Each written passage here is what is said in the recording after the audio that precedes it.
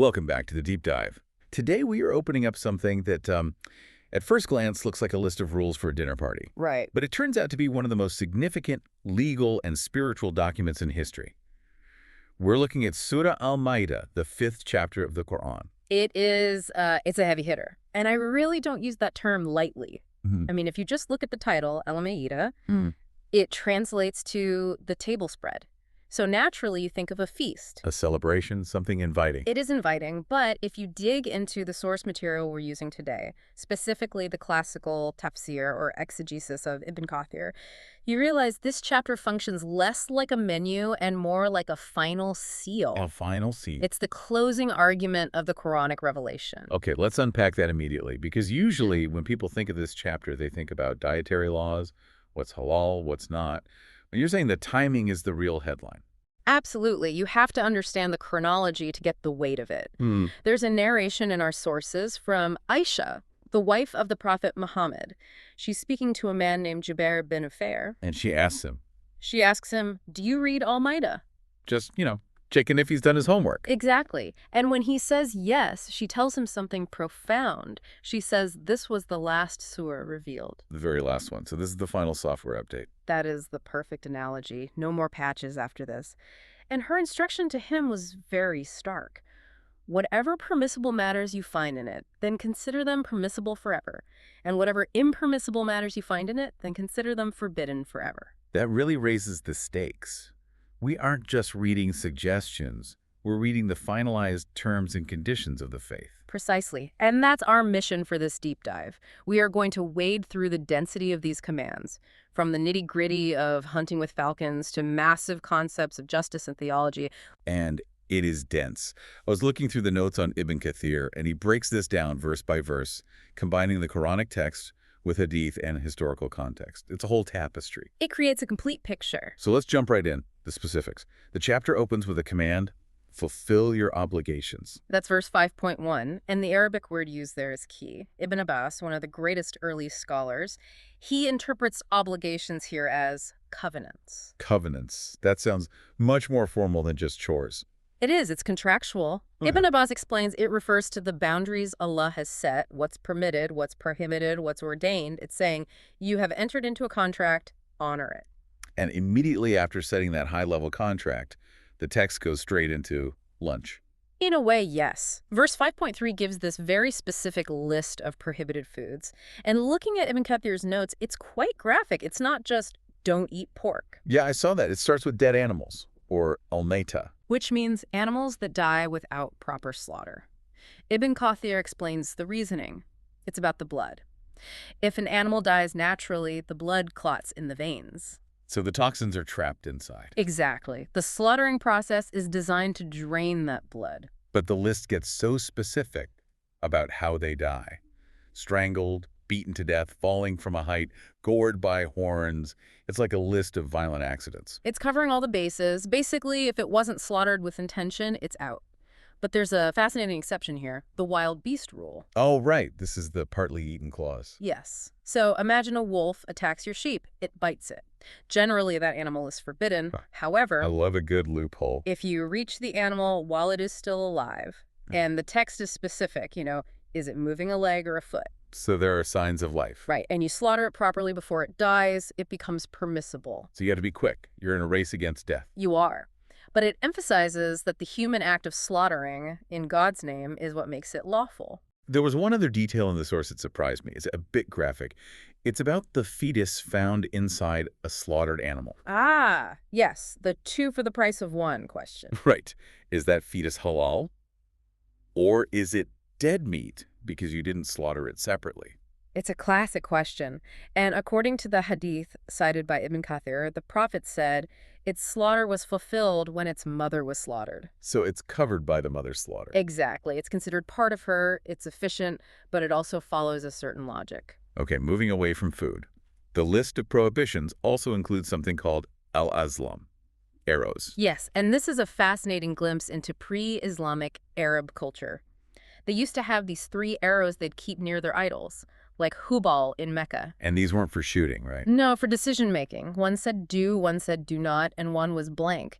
If you had a big decision travel, marriage, you'd go to the idol, shuffle the arrows, and draw one. So it was basically a magic 8-ball. Essentially, yes, casting lots. And the source categorizes this as fisk disobedience or sin. Why such a big deal? Is it just that it's random? It's because it's an abdication of responsibility. You're outsourcing your fate to chance instead of asking for divine guidance. And the text offers an alternative. It doesn't just say, stop doing that. Correct. The alternative is istikhara. It's a specific prayer. Instead of leaving it to the random draw of an arrow, you pray and ask Allah to guide you to what's best. I like that. It shifts the agency from luck to trust. Completely. Speaking of managing outcomes, let's get back to the animals, because there's a whole section here that reads like a hunter's handbook. This brings us to the concept of jawari. The term means earners, or beasts of prey.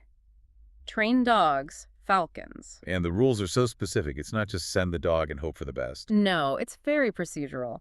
Ibn Kathir cites a hadith from Adi bin Hatim. The Prophet gave him a checklist. First, the animal must be trained. Second, you must mention Allah's name when you release it. Okay, so intention again.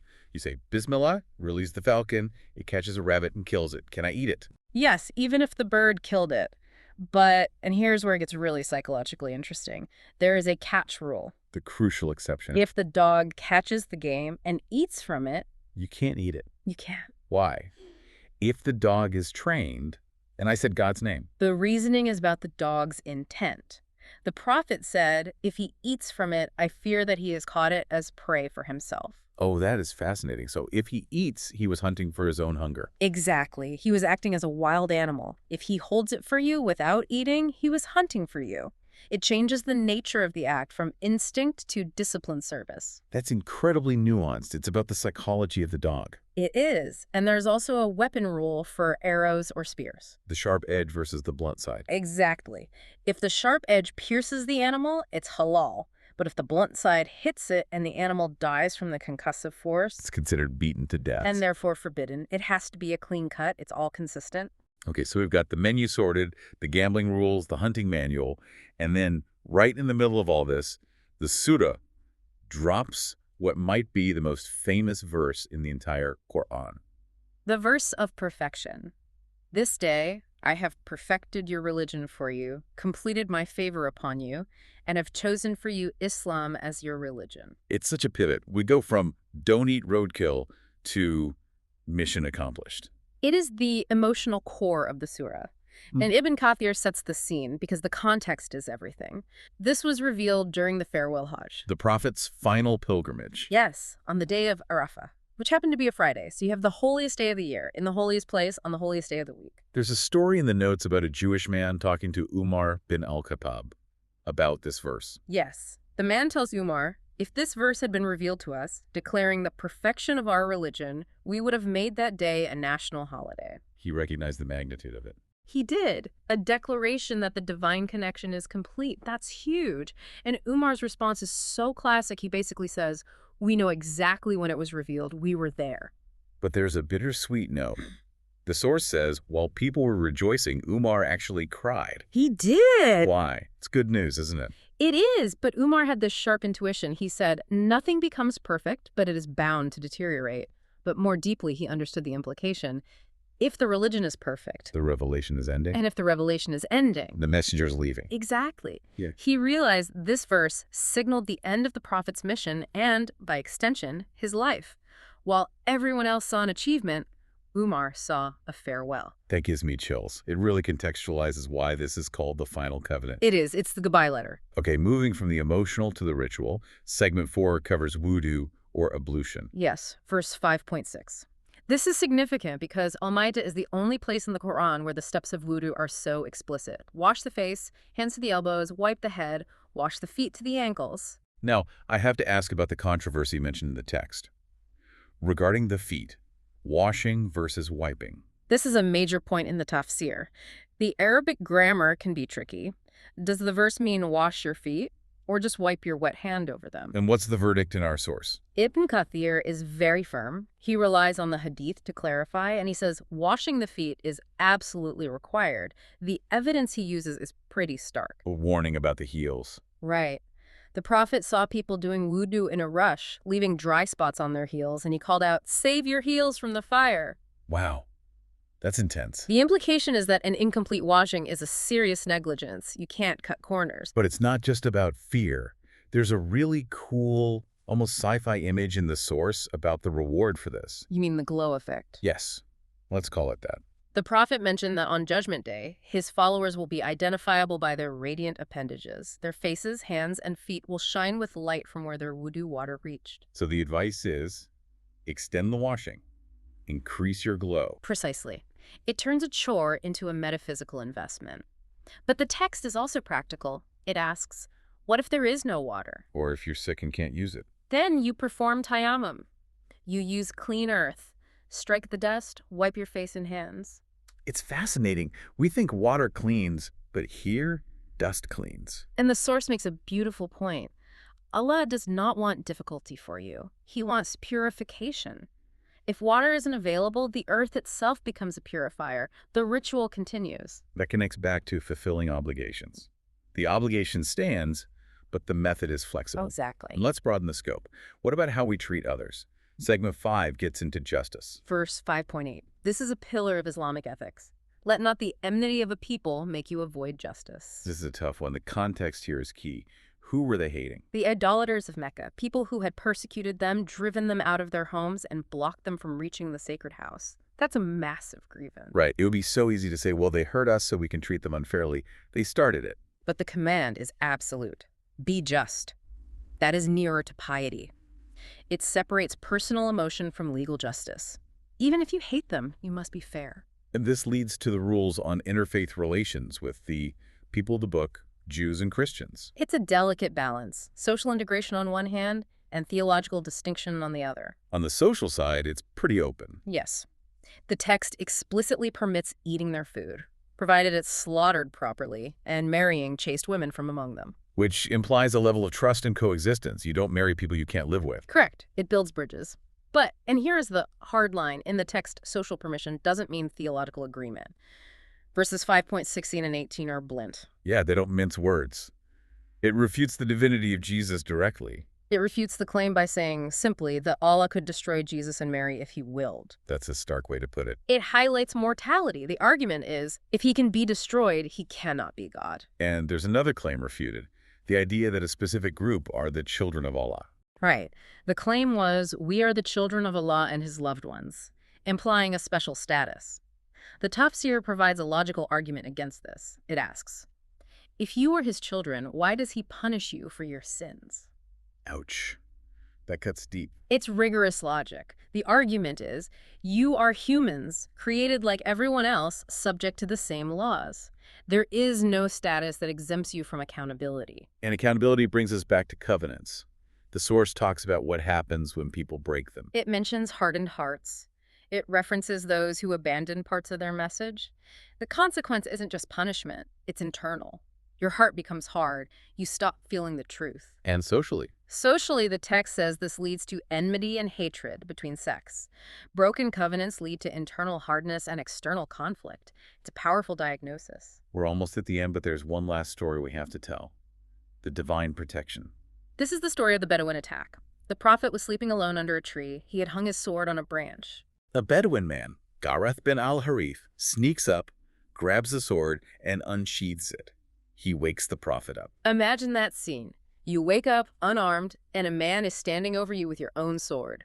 And the man asks him a question. He asks, who can protect you from me? A normal person would panic. Or beg.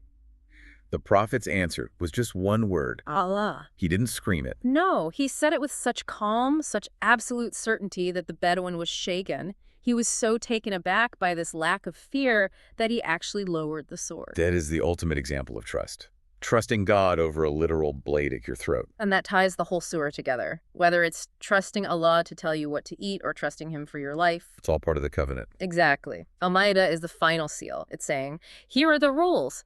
The religion is now perfect. The favor is complete.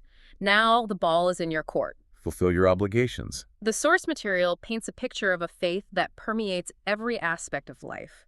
It's not just what you believe, it's what's on your dinner table, how you train your dog, how you wash your feet. So, to synthesize, We've covered the micro, don't eat pork, wash your heels, and the macro, universal justice, the perfection of religion. It's a holistic system. Here is a thought to leave you with.